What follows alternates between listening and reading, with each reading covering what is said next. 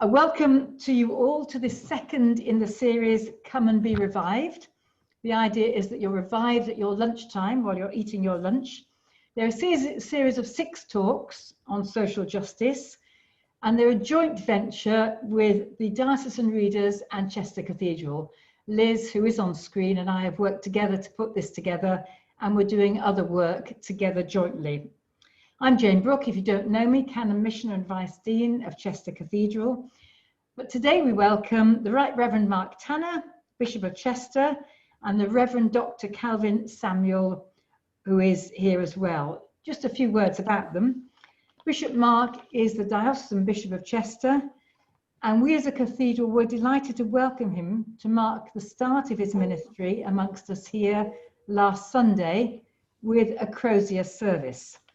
And if you were with us last week, the crozier that he was given or held and has in his possession now was a Melanesian crozier. And we heard from Archdeacon Mike last week when he spoke about the Melanesians and the work of their Christian service in Melanesia. So it was lovely that he took that particular crozier on that day when we welcomed him into the cathedral. And the Reverend Dr. Calvin Samuel is currently a Methodist minister serving in Bedford, and amongst his other very esteemed roles, he was Academic Dean of St. John's College within the University of Durham, and I think that might be where he overlapped with Bishop Mark earlier in their lives. They're going to jointly share this session, and it's on Black Lives Matter. But before I hand over to them, I'd like to say a prayer before we begin. Loving God, we pray that we might become instruments of peace and justice in a world where we witness and are sometimes a part of inhumane behaviour. Help us to see the freedom you offer to us all, so that we might be channels of your love and mercy. In the name of Jesus Christ, Amen. Amen. And so Mark and Calvin, you might want to unmute yourselves. Over to you, and a very warm welcome to both of you. Thank you so much, Canon Jane. And can I just begin by thanking Calvin, who is a long-term colleague and indeed friend, for doing this. We thought it would be good to do this by way of conversation, and I can't think of a better conversation partner, not least because when Canon Jane asked me about this session, I had literally, maybe a day, maybe 2 days beforehand, watched Calvin give a really helpful address virtually online, entitled A Difficult Conversation About Race, if I remember rightly, Calvin. So the two came at the same time, and it's just such a joy to work with you. What we're going to do is, each of us have prepared about 5 minutes of thought, which we will kind of give to you, and then we will respond to each other. And indeed, in our preparatory phone call, I have to say, I just found it so helpful. So we want to keep the freshness of that for you, and then open up to questions. And we're going to try to put that into the 40 minutes that we have. So that's our intention. We'll see how it goes. Calvin, welcome. Thank you so much. Over to you. Thank you. I think 2020 will long be remembered as the year we all went into lockdown. It will also be remembered as the year that Black Lives Matter protests sprung up across the globe because systemic racism had been laid bare. And what might long have been suspected, concealed, whispered, has now become far more visible, transparent, and undeniable. We live in a racist society, one in which structures and policies result in inequalities between racial groups, and where the state is an active participant in perpetuating such inequalities and injustice. And some of these occasionally capture headlines, such as the police murders of Breonna Taylor and George Floyd in the US, or the news that COVID-19 kills a far greater percentage of people of color. But the story that affected me most was learning that Metropolitan Police officers here in the UK took selfies with the bodies of murdered Black women, Viva Henry and Nicole Smallman, who were daughters of the former Archdeacon of Southend, Mina Smallman, and then shared those images. This was now not a story of people far away in the US. This was here in the UK, and it happened to a clergy family like mine, and Southend is the area in which I work. The regrettable truth is that despite recent hope of creating a post-racial society, we nonetheless still live in a racist society. And the longer we take to acknowledge this, the longer we allow injustice to prevail unchecked and unchallenged, and the longer we allow lives to be blighted and destroyed by racism so deeply embedded in the system that it creates outcomes that are deeply injurious to people of colour. So here are some statistics that should concern us in the UK, and they all come from the government's own race disparity audit. The Black and Asian minority ethnic population of our youth offenders institutions runs at about 51%, despite making up only 18% of the 10 to 17 population. So unless we believe that young people of colour are 3 times more criminal than white young people, then the system is producing a wildly unfair result. Young people of colour make up just under 50% of those not in education, employment or training. That's nearly the same percentage of those in prison, you might recall, and that's not coincidental. Young people excluded from education are 4 times as likely to end up in prison. Edinburgh University has been researching this issue in a project that's been running for 21 years, tracking over 4,000 young people who started secondary school in 1998. And one of the things they said is this: in practice, the criminal justice system serves to punish poverty, the socially marginalized and vulnerable individuals, as much as those who steal, assault, or murder. And speaking of poverty, according to that same race disparity audit, 1 in 4 children from Asian households, 1 in 5 from Black households live in poverty, compared to 1 in 10 from white households. So children are more than twice as likely to live in poverty in this country if they are people of colour. And this is tied to unemployment. 1 in 25 white British adults, this is before COVID of course, compared to 1 in 10 Black and Asian adults are unemployed. That is to say, you are 2.5 times more likely to be unemployed if you're Black or Asian. So let's just summarise. A child born in Britain today is twice as likely as her peers to live in poverty, 3 times as likely not to be in education, employment or training, 3 times as likely to end up in a young offenders institution, and 2.5 times as likely to be unemployed when they become an adult. And they're 6 times as likely to be stopped and searched by the police. Those are the odds stacked against children of colour born in the UK today, and that, I think, is what systemic racism looks like. Racism persists in all sorts of places and among all sorts of people, and we in the church are hardly immune from racism or from unconscious bias. And I think that racism persists, not because it's primarily a skin problem, but ultimately a sin problem. So the question is, how do we respond to these issues? And there are no easy answers. Angela Davis famously declared, in a racist society, it's not enough to be non-racist, we must be anti-racist.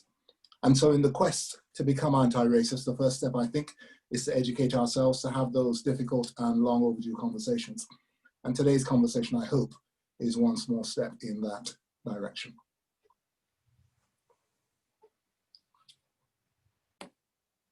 Thank you so much, Calvin. I want to start the conversation, but that's not what we said we'd do. I will give you my thoughts and then we'll have the conversation.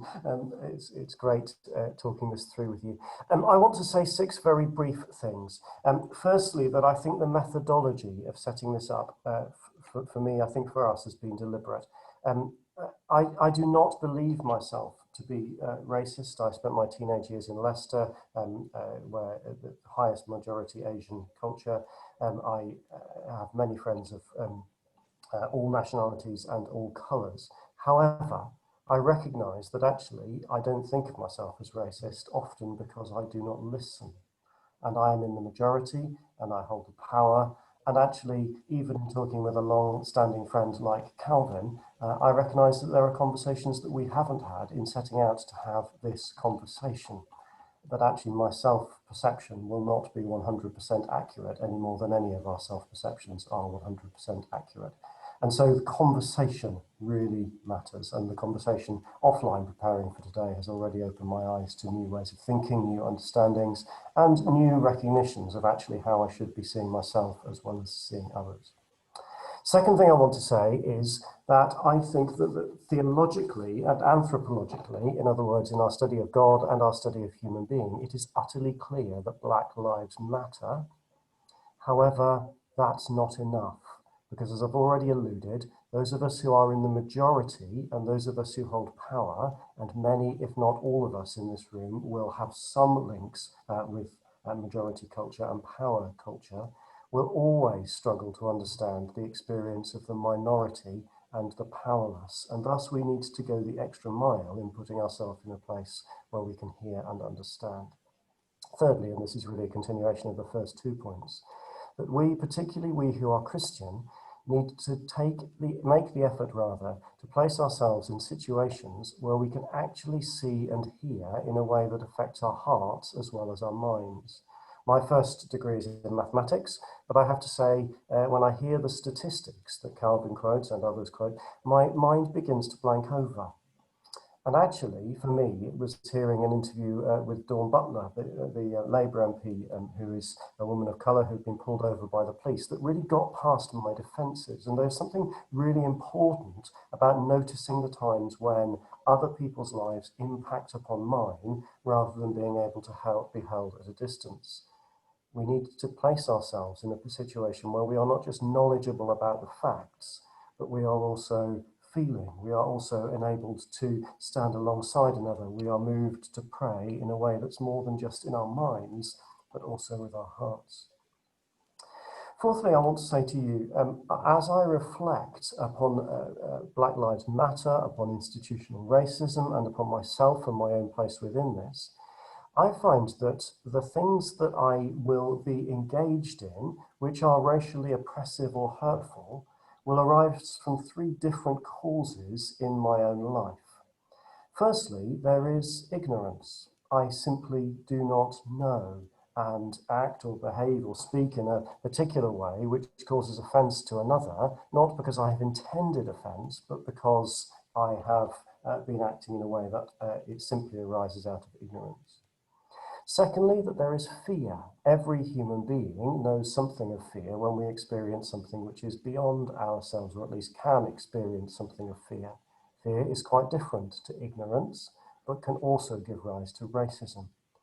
And thirdly, there is hatred, which may or may not be too strong a word, but a desire to place oneself above another. All three of these can be causes of racism in me, and I recognise that I need to recognise that they are different, because actually a different response is needed to each one of them, in myself and in others. If I believe that every time somebody tells me I am ignorant about something, they really think that I hate another, I will react in a way which is not necessarily appropriate. Ignorance needing education, fear needing relational exposure in order that we can get to know and indeed love one another, hatred requiring repentance and change of action. I could say much more, but that at least gives a headline to that thinking. Fifthly, I want to say something about it being difficult to balance minority needs. So, for example, in this role, I can see that there are minority needs in terms of women's ministry and in terms of Black Lives Matter as I look around the senior staff of the diocese. But one of the things that Calvin, new phraseology and a new challenge, which I'd not really come across before, was we can't write one minority need off in the light of another. And Calvin, you called it whataboutism, which is a phrase I've not come across before, but has just been such a helpful set of reflections as I have prepared for today. Repentance, to bring a theological term in, is about a whole new creation which arises and in which every created child of God has their place. And then finally, I just want to say that I note to myself every time I engage in this conversation that I mustn't treat it simply as a problem.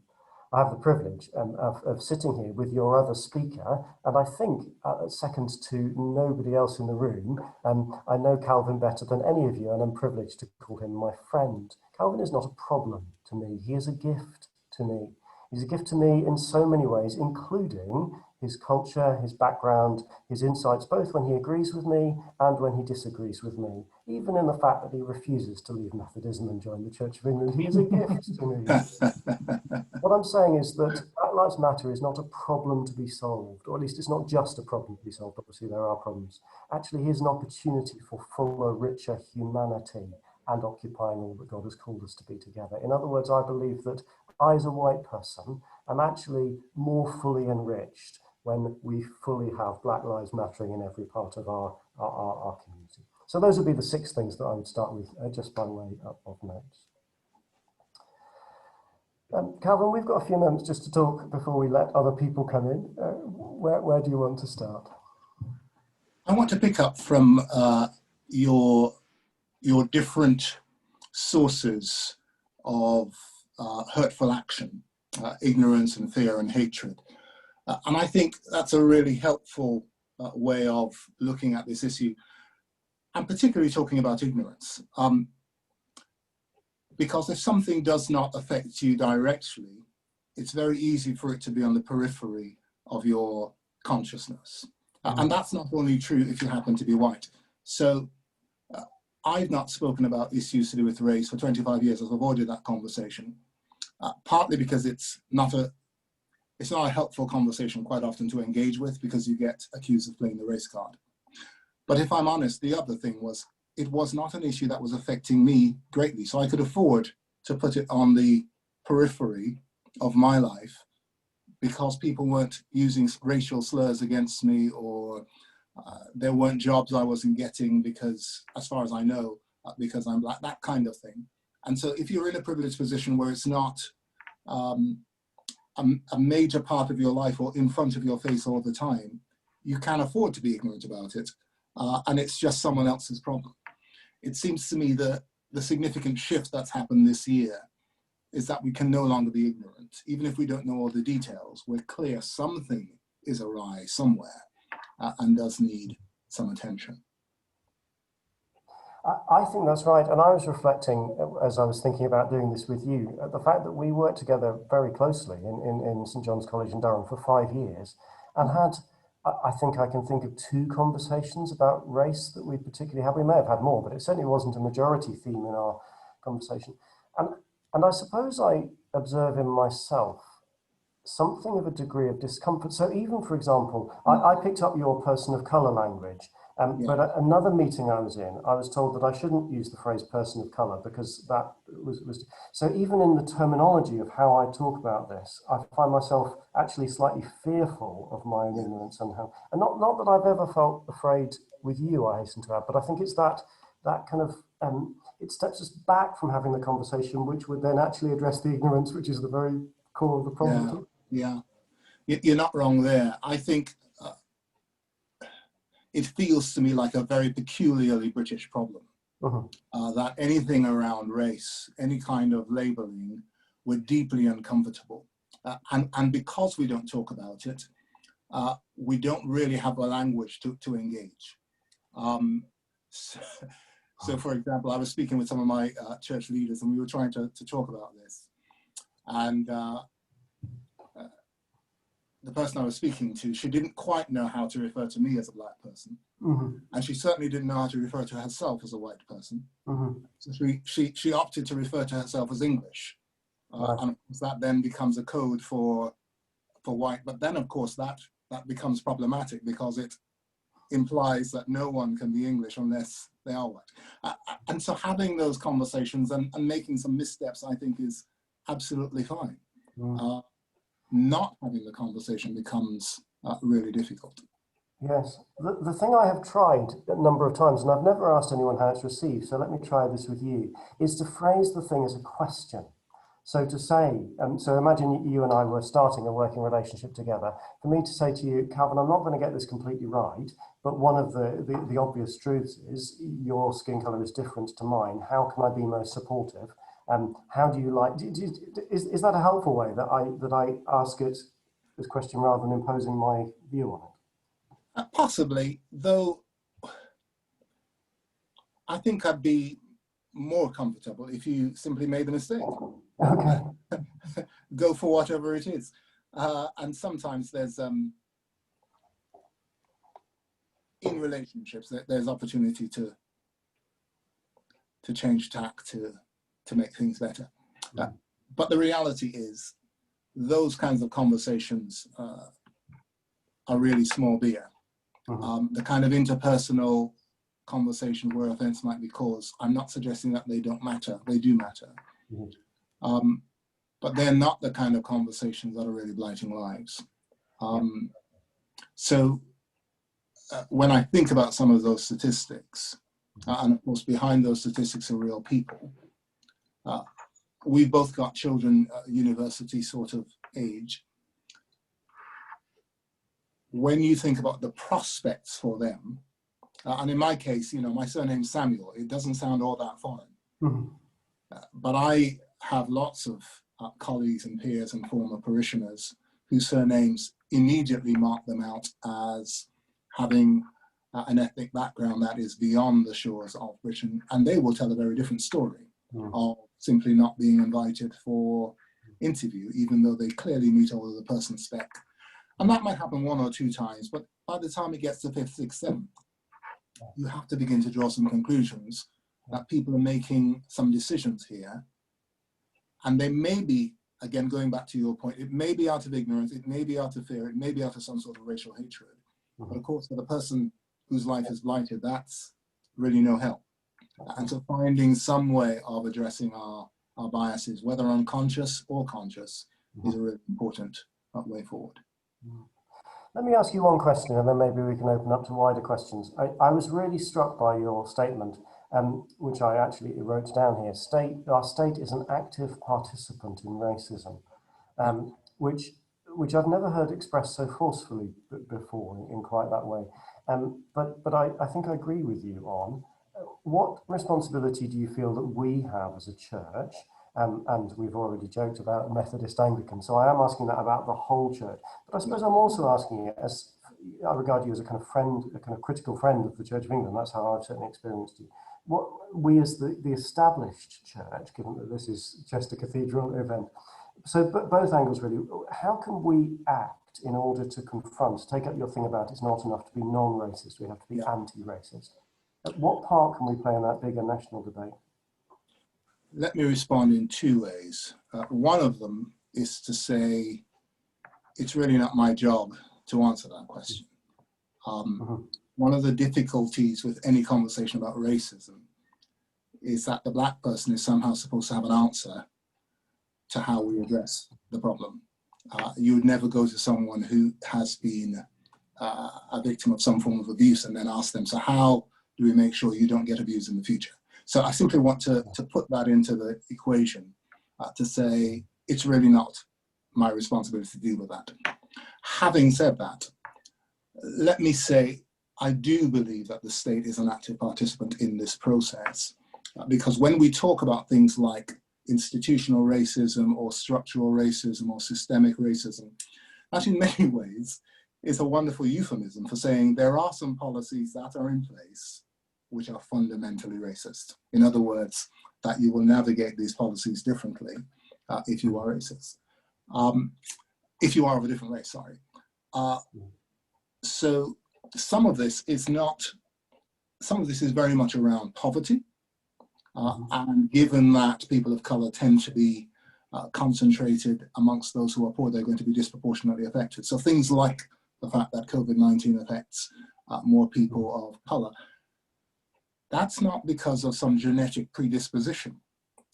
that is a social construct, which means that infection rates are going to be higher in those communities. So it's those kinds of things where people actually die because of policies that have been in place.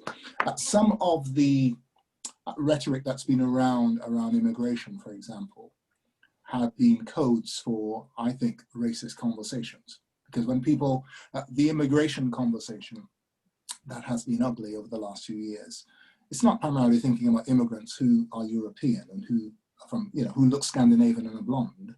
It's really immigrants that look a little bit more like me. And so there are some interesting debates that need to be challenged. I think that the Church of England, given that it is an established church, given that there are bishops in the house, there is an opportunity to speak truth to power in a way that no other church in this country is well, is established to do. And so there is both an opportunity and a responsibility, I think. Easy for me to say from the outside, to be able to do that. And to be fair, a number of the bishops in the House of Lords have been really powerful in drawing attention to some of these issues. And the Archbishop in particular has been significant. Yes. Yeah. Thank you. I want to carry on the conversation, but we would be selfish if we didn't open it more broadly to questions. Canon Jane, how would you like to do this? Do you want people to raise a blue hand? Yeah, well, if you know how to raise a blue hand by pressing the button on the bottom of your screen to the right, do so. Otherwise, give a wave, and I will try to identify you as you give a little wave, and I'll scroll across. If you have a question or a comment, please do ask by waving, and I'll say your name. So please do. I'm just scrolling across here, looking for people waving. There's somebody. Jane, do you want to give a question? Jane Jones. Just unmute myself. Calvin, I feel ashamed and embarrassed by the problems that you've described. But I plead guilty totally to ignorance, because I grew up in a town of 50,000 people with 2 black people in it. I went to college in Liverpool, teacher training college. There were no black students there. I've taught for 30 years, taught 2 black children the whole of that time, and they were brothers. I live in Chester, which is 98% white. And how can I, as an ignorant white old woman, do something to make things different? I cry when I see the way the police treat young people, especially on the TV news, but that's remote. As you're saying, it may be here and now in this country, but it's still on my TV, as far as I'm concerned. How do I actually address that? I'm going to refer you, well, a number of things. First of all, Jane, you're not that old. You look pretty good to me. So second, let me just repeat what I said to Mark. That's not really a question for me to answer. That's a question for you to figure out. But having said that, I think one of the big things that we need to do is to spend some time educating ourselves. And that's not just me as a black person saying that to you as a white person. I've had to educate myself as well. So I'm doing quite a bit of reading. I don't know if this will actually turn up the right way around on your screen, will it? Probably doesn't. Yeah.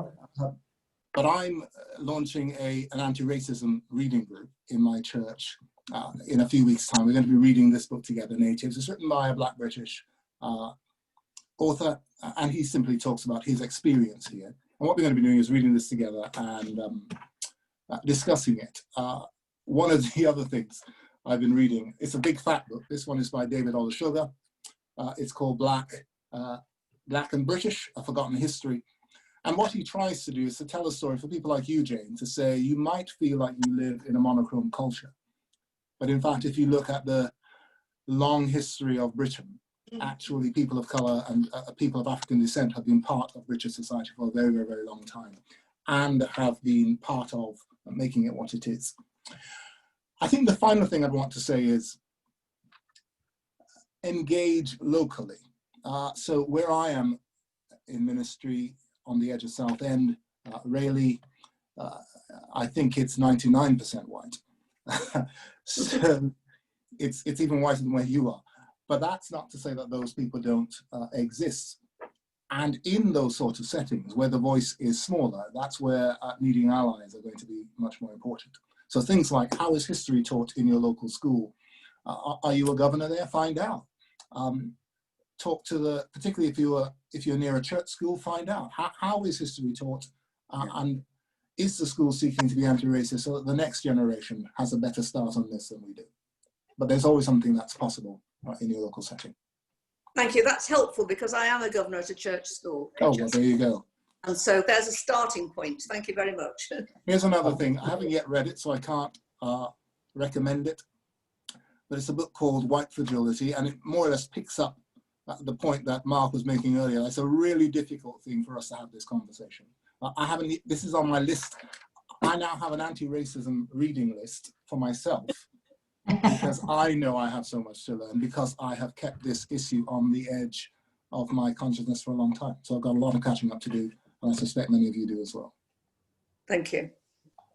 Can I just add, which is partly by way of a question for Calvin. So one immediate additional response to you, Jane, is help us in the diocese to keep this on the agenda at all times. Be asking the question, how many readers do we have whose culture and skin colour is other than white majority British? How many clergy? How many in the bishop's staff team? How many in the College of Canons in the cathedral?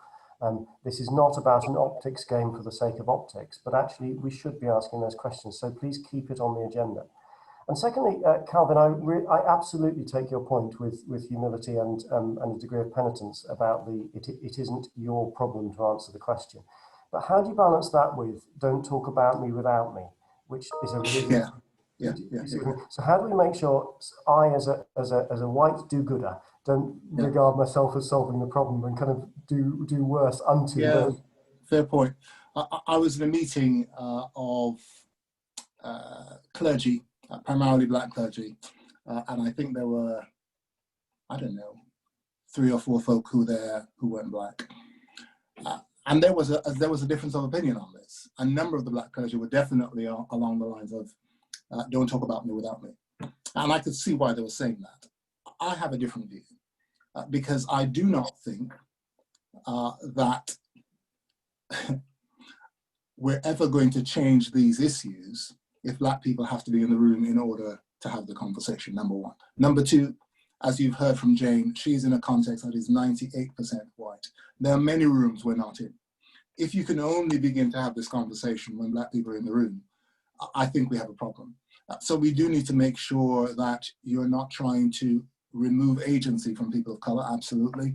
But I don't think it's helpful to have that kind of conversation. Now, that's the other thing, by the way. Black people are not a monolithic whole.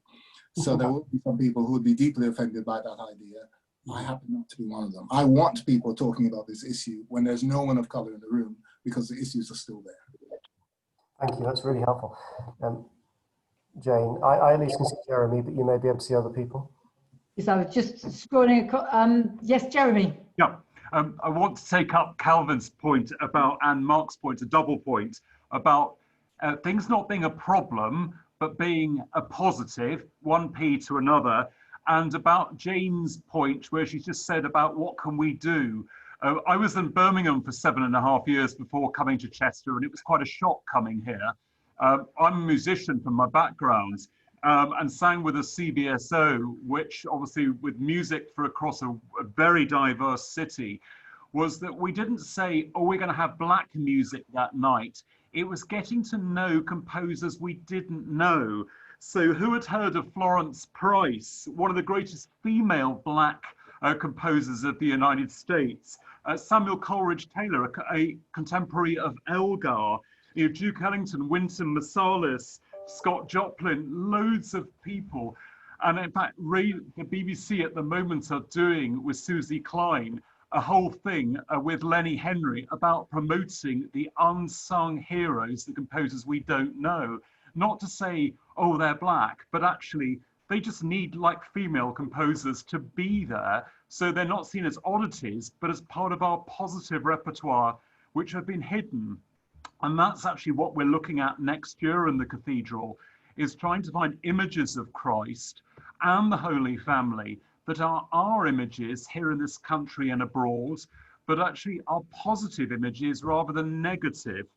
And so it's about not rewriting history, it's developing history, and also about language. One of the people I've been working with is Michael Nazir Ali, obviously, who's from Pakistan, who's saying he actually doesn't like the words BAME. He prefers global because it's saying we're a minority, whereas actually when we look at the world, the balance is far greater. And so it's about this continuing dialogue and listening to people both in the world, not just even in Chester, and discovering the huge history that we've got to discover and which we're trying to do at the cathedral next year. So it's not the problem, it's the promotion.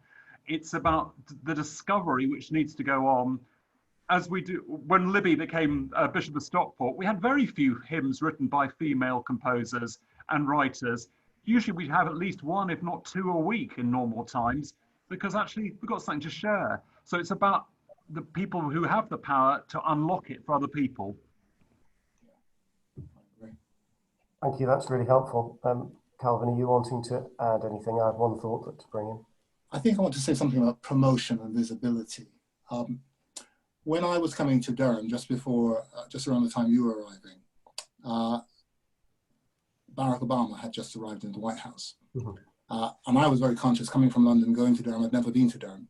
But the idea of leading an institution that was predominantly white was a little bit terrifying. I just wasn't sure would I be accepted and whatever. But the fact that Barack Obama existed and was in the White House made me feel, well, if that's possible, this is possible. It would have been an interesting experience, and of course I'll never know what that might have felt like if Barack Obama had not existed. If he weren't there, would it have given me the confidence to feel this was possible? And there's something really significant about drawing to attention, because in a majority, here's another example. In our family, we love the Lord of the Rings films, the trilogy, The Hobbit, the whole of it. If I asked you to name a single actor in that trilogy who is Black or Asian, my guess is, unless you're thinking of someone who is one of the orcs who were played by Polynesian and Aboriginal folk, no one in the entire Middle Earth was a person who was either Asian or Black. And here's the worst thing. We watched those films for years, never noticed until we were rewatching it the other day and thought, wait a minute, no one in this universe is a person of color. And my guess is if the film was being made now, hopefully somebody would have spotted that. But it's that kind of thing where it's possible to simply have this world as though a whole swathe of people whom we've heard are the majority number of people on the planet, but we behave as though they simply don't exist. And so finding ways to bring that sort of visibility is really, really quite important. Thank you. I now want to go on that track, but let me just share the thought I was going to share earlier, arising from Jeremy's. One of those other moments that got under my skin was years ago. I have 2 children, and my daughter Pippa, when she had just started nursery at school, was chattering away as a little girl can on the way back. I'd picked her up about what she'd been doing today and how this particular friend had been doing this, that, or the other. And I was trying to work out which friend she was talking about. And she's about the same size as me. She's got curly hair. And in the end, I said, "Is her face about the same color as yours?" "No, Daddy," she said. She's much more. I think she said something like she's much brown or something. I can't remember. She was only 2 or 3. And I walked along the road thinking at the time how marvelous that my daughter doesn't see skin color, and thinking how great it was that she was blind to skin color. And subsequently, I have to say, I think I have changed my mind on that, because I think I have recognized, and I say this out loud so that I can be challenged, that being anti-racist is not about being blind to skin color. It's about celebrating diversity of skin color. I'm not for a moment criticizing my daughter for not having picked on that as a first characteristic, and indeed I'm quite glad she didn't pick on skin color as first characteristic. But for me, that distinction between anti-racism about being blind to difference and anti-racism being about celebrating difference has become something quite important in my own thinking. But I offer it out loud so that if I'm wrong, I can be challenged. No, I would support that wholeheartedly. Part of the weakness of not seeing color is that it also means that you can't then see the discrimination. You don't spot the trends. And yes, it does mean that you don't celebrate the diversity. So I've certainly concluded that over the years, part of the reason that I've not sustained much of a racist difficulty is because people do treat me as though I'm an honorary white person in the room. And so the dog collar sort of, in some contexts, just gives me honorary entry, and we just gloss over the fact that you're not really one of us. Women will talk about the same thing, where in all-male context, I think Margaret Thatcher was treated like an honorary man by lots of her contemporaries. And what that does, it does not then enable you to deal with the issues of inequality. So yes, you do need to be able to see the color, you do need to be able to see the difference, to celebrate it, and when we're not celebrating it, to be able to take some steps to try to address the inequalities. Which brings us to about 10 to 2. So I'm going to look to Canon Jane and ask if we need to come into land. Well, you do need to come into land. Can I just add, it's having worked in education many years, it's quite well known that children, I think under 5, don't see race at all. There's a certain age when they suddenly notice, due to their parents or due to something around them. There's certainly very young children just don't notice at all, as Mark's story tells. So I will wind this up. Thank you very much, Mark and Calvin, for coming and zooming in, Calvin, as well, and Mark too. That's opened up wonderful conversation. I hope people will have that conversation with each other or in their groups. I can see Ruth is giving you a clapping hand there, golden clapping hand. And thank you very much for doing that, the second in the series. So next week, we're going to be talking about invisible women, considering another aspect, perhaps, of society. And Reverend Liz Shercliffe, who's the one who helped me formulate this series, Director of Studies and Readers, and Sharon Amnesou, Leadership Facilitator at St George's House, Windsor Castle, and Chair of the Greater Manchester branch of the Institute of Directors, both speaking about invisible women. So do join us next week. A huge thank you to Calvin and Mark for setting that scene and opening up that conversation. And I look forward to seeing you next week at the same time.